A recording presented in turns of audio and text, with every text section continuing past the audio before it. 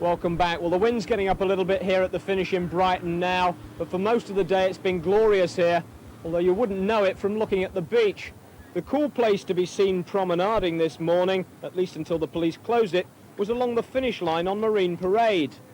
The corporate hospitality tents were packed too, full of those with money or connections pretending it was Wimbledon with wheels. The staff, though, seemed to be having more fun. We're all the working staff here. All the caterers. You sure you've been working? You sure you haven't been very hard and looking after consuming what you should have been everybody? serving? No, I don't drink, but it's been absolutely wonderful. Elsewhere along the route, it was a good old-fashioned day out, very much the Tour de France with a British accent. As the stands filled up, though, one spectator was perhaps more nervous than the rest. Sean Yates' wife Pippa, there along with baby Liam. It's all very exciting. It's jolly nice for Sean that it's come to the UK on his last tour. And it was nice to see on the big screen earlier that he was allowed to go ahead to see his family on the hill. That was very nice. Yeah, got off. Kiss mum and dad. Yeah, well, kiss sweet. mum anyway. I'm sure he'll want to kiss this one when he gets to the finish line. I hope we get to see him. It's all going to be rushed at the end of the race. But we're sort of near the finish line, so hopefully he'll spot us and come over. Well, I'm sure Pippa's not alone in hoping that Sean makes a good showing today, and we'll have a full recap on his homecoming ride through East Sussex in tomorrow's programme. For now, though, back to the road and the racing. Well, there's the latest time check now, 49 seconds. Van Zelle is going like a train as he tries to reach Cabello and Magnan. Just in fact, as the rain begins to fall, it's only a light rain, but I think it's coming in across the channel here as we come towards the last few kilometres of the stage. And here, in fact, is Flavio Van Zelle, and he has a problem. Now, I'm wondering if he's going to take out his back wheel. He has a slow puncture, and the weather possibly has done that. Once the roads get wet, you pick up the grit, and this is unbelievable today. 3 riders we've seen in the leading groups blow out tyres at crucial moments, but that was a great change by the mechanic. That was a very good change. In fact, he was a lot more quicker than he was with Magalhaes just a little bit earlier. 15-20 seconds and he was away again. You can see he's just altering his back brake a little bit there.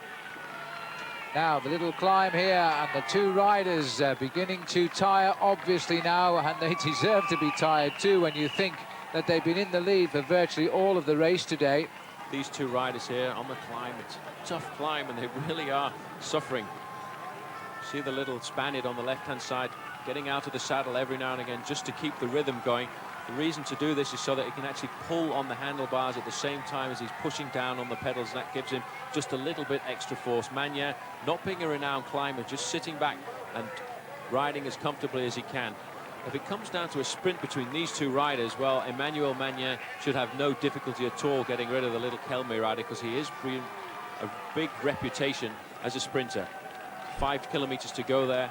That is 5 kilometres to go once they've done a lap of the circuit. There's the gap back to Van Zelle, 1 minute and 6 seconds, and he looks to me as if he's flying along, but since the top of Dietschling Beacon, he really hasn't been able to close the gap anymore. So we're now on the small circuits in the finish of Brighton here. The same 2 riders who have dominated the day's racing are still clear, but the chase is dramatic.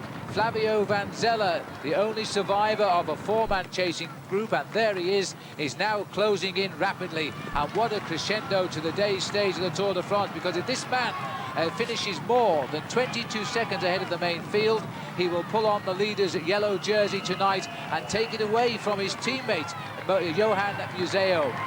Now, these, without doubt, have been the 2 heroes of a day in Britain that will be remembered. A day in which the crowds have turned out in their tens of thousands to watch the Tour de France, and the organisers now will feel they made a great decision in bringing the race here. They're now going through the finishing line, and they're about 8 or 9 minutes from the finishing line proper. And they get an enormous cheer here, because these are the leaders for the best part of 4.5 hours. Cabello takes through Magnan. The clock starts on the finishing line as Flavio Van Zelle, a rider who punctured and then remounted and then has continued his chase, and is now almost on them as they go through towards the climb again in Brighton. It's going to be a very long way for these riders to go around, a long 8.5 kilometres, 25 seconds is the gap on the line to Vanzella, and it looks as if he's pulled away a little bit. And here is the main field coming down the finishing straight, led through by Chris Boardman, who's trying it. He's going to try and get that yellow jersey back. Well, can you believe it? Boardman was going to have his day, you bet he was, yellow or not, and the crowd are going to welcome this. Boardman has gone clear of the field. He rides now fourth man on the road. There's the yellow jersey of Museo, looking a little bit concerned now as the race starts to fragment in the last few miles of the day. And we're looking at Flavio Vanzella, who is now just 18 seconds from reaching the two leaders who have led this race for 4 hours today. And if he dare look over his shoulder, he might see the figure of Chris Boardman chasing him, and just behind Boardman the whole field. It's down to 14 seconds now, and Vanzella racing not just to win the stage but to take the overall lead. Well, what a performance he's put in since Ditchling Beacon. He started Ditchling Beacon 2 minutes and 45 seconds behind these two riders. He's been coming back all the time. He pulled back 1.5 minutes on them on the Ditchling Beacon, and then it was hovering round about 1 minute. And you can see him, he's got them in his sights now. They're just starting the climb. They've got about 5.5 kilometers to go. And it's going to be a good move for these two riders as well to have a little bit of reinforcement. The main field still just over 1 minute back, but a great performance by Chris Boardman, who's trying to get back into contention. Well, I have to say, I don't want these two to lose it now. Cabello is not a great cyclist by world terms, but he is a very good professional rider. He won the Tour of Mallorca this year. And indeed, Mannion is a young professional in his second full season as a pro. He turned late in 1992 and has had 8 wins this year, and he's gone. In fact, as I'm speaking to you, he's cracked at Cabello. The man who started everything has ridden away, and Mannion is gambling here, Paul, not using too much energy perhaps, hopes he can come back into contact when Vanzella comes past him.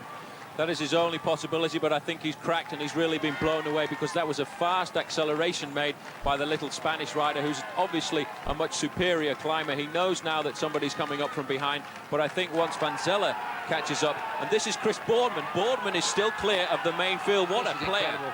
This is incredible. Chris Boardman, who dreamt of bringing this race to Britain with his yellow jersey, lost it yesterday, and he will not give up. We are watching one of Britain's real stars of the future, the Olympic champion of 1992 in Barcelona on the velodromes, converting to the road and having led the Tour de France to a British record over the previous 3.5 days, and now trying to win a stage as well.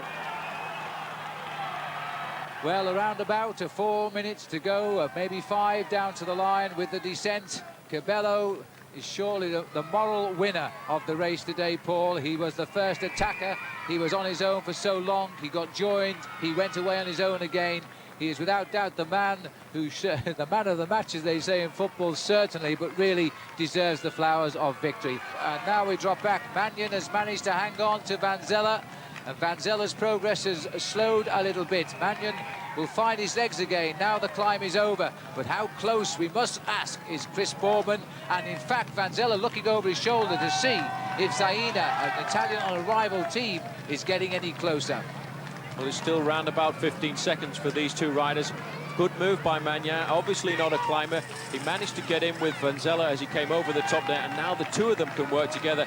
If at all Cabello slows down in the last couple of kilometers, it will all come back together and the three of them will sprint it out for victory. But this little Spanish rider looks as if he's doing exceptionally well now. He really has got it going again. He's got the morale of knowing that he can win a stage of the Tour de France, and that can push you over and beyond the red zone, as they call it in cycling, the time when everything really hurts. For 3 or 4 kilometers now, he can forget about pain. He's just going to give it everything he's got. 2 kilometers to go, and this is a marvellous, marvellous pursuit around Brighton as they tried to catch the man they thought would have died hours ago out there on the course. How they misjudged him. A rider that they don't know a great deal about. He's not one of the big names in world cycling, but now he deserves to be. He's been out in front for the best part of 5 hours, and we're still waiting to see for further news of Boardman and Zaina, because we haven't picked him up for a while. But these are the chasing two riders, Vanzella and Mannion, who was dropped by Cabello on the climb of Elm Grove, and now has had to go back to Vanzella. Down to the finish, and I think we're going to see justice done now because this is Francisco Cabello is shortly going to see the red kite in the sky, his first Tour de France, and in a few minutes' time, I think we'll be able to say his first Tour de France stage win. And my goodness me, has he deserved it today. He broke clear of the field after only 20 kilometres, some 12 miles. At one point, he led by 6.5 minutes. He was joined by the Frenchman, Magnan. He dropped the Frenchman, Magnan, here in Brighton and has found the strength from somewhere to go away on his own and withstand all of the pressure of the finest cyclists in the world. He can now see the finish. Well, he really can. He's looked over his shoulder and he knows now this is a time when the cyclist knows that he's got the victory in the pocket. What a fantastic performance. He knew that he had to get rid of Magnan. He knew that Magnan was a better sprinter, and he really has pulled out all the stops just down the road. You can see Vanzella a little bit further down. You can see Chris Boardman as well. But what a superb ride by the little Spanish rider, Francesco. But remember, Paul, that Vanzella is racing for yellow. He may have lost the stage, as that is going justifiably so to the little man from Kelmay, the last team in the race that were accepted, Kelmay. And now he has won a stage, rightly delighted. What a way to win a stage. This was no lucky win. This was a brilliant piece of bike riding. And so he comes home, 5 hours and 12 minutes in the saddle today for him, Francisco Cabello of Spain.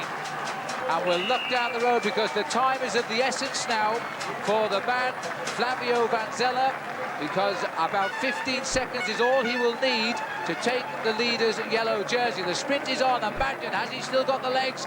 Vanzella could do with the second place time bonus. As they come up to the line now, Magnan gets it. Vanzella is second, and here's the sprint for Chris Boardman now, and I don't think Zayn is going to deny him a fine finish in the Tour de France. He's going to get fourth place on the line, and that is a marvellous performance with the whole field breathing right down his neck. So you see, the right men do win the stages in the Tour de France on occasion, and no one deserved his victory today more than Francisco Cabello of Spain in 5 hours, 12 minutes and 53 seconds. Second, Emmanuel Magnan, and third, Flavio Vanzella. And what a great inspired performance by Chris Boardman over the last few miles to finish in fourth place. The happiest man in the Tour today, Cabello on the podium, the biggest win of his young career. Overall, though, there was a change. Flavio Vanzella just slipping into the yellow jersey by 4 seconds now ahead of this morning's leader and his teammate, Johan Museo, with Miguel Indurain dropping back into third place. Well, straight after the finish, Paul Sherwin had found Sean Yates, but so too had Sean's wife Pippa and his son Liam. Well, Sean, did you ever think that you could do that on British soil? No, I mean, it's a dream come true. It's my 11th tour. And I never dreamed when I started cycling that it would come through Ashdown Forest. What about the crowds, though? I mean, the French have been asking us all week, what's it going to be like in England? What did you think? They were huge. They amazed me. I knew there was going to be a lot of people out, you know, from previous experience, but they just outnumbered anything I imagined, and it was, you know, more crowds than in France, I think. It was unbelievable. So you're happy to be here. What about tomorrow? We've been waiting for you to try and launch an attack for a stage win, Sean. Yeah, I mean, it's hard. I was, you know, if I'd have had the super legs today, I would have tried, but I was just hanging on for grim death on the climb up there, so, you know, maybe another day. Well, there's still a chance for Sean Yates to win a stage of the Tour de France tomorrow because the race stays in Great Britain. We move along the coast now to Portsmouth.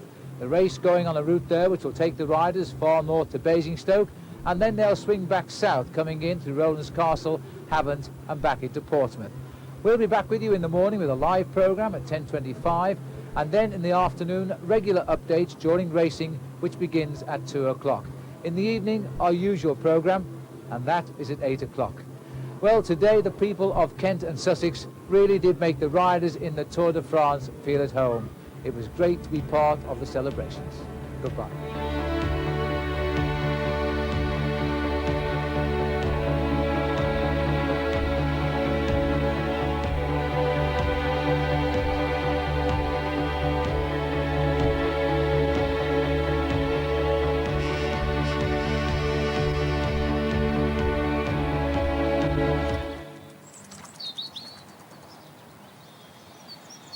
Cronenbourg 1664, sponsor du Tour de France. The official Channel 4 guide to the 1994 Tour de France is out now at most newsagents, priced £3.50.